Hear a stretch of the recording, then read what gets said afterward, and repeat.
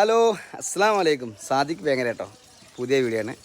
നല്ല അടിപൊളി ബീഫ് അച്ചാർ ഇപ്പോൾ കാണിച്ചു തരാം. പൊളി.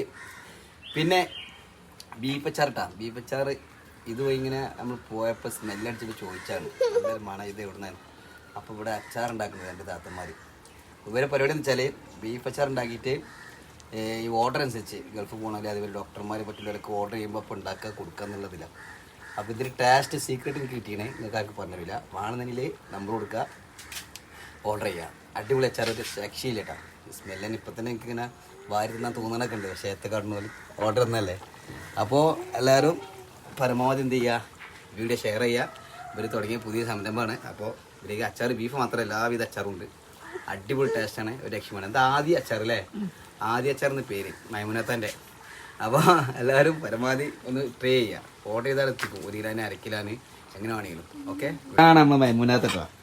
മൈമുനത്ത് ഇങ്ങനെ ബീഫ് അച്ചാർ ഇളക്കുക. അപ്പോൾ ഇതിൻ്റെ സീക്രട്ടൊക്കെ ചോദിച്ചപ്പോൾ കുറച്ചൊരു ആദ്യം മടി ഉണ്ടായിരുന്നു. പിന്നെ പറഞ്ഞെന്ന് കമ്പനി ഏതായാലും മൈമുനത്താ സെറ്റല്ലേ? എങ്ങനെയുണ്ട് പരിപാടി? ഉഷാറല്ലേ? ഉഷാറായി പോണല്ലേ? സംഭവം ഓർഡർ വന്നാൽ അപ്പം ഉണ്ടാക്കി കൊടുക്കും. അല്ലാതെ കുറേ ഉണ്ടാക്കിയിട്ട് ആരും കാത്തുക്കൂല അല്ലേ. അതിനകത്ത് ആൾക്കാർ വാങ്ങുകൊണ്ട്.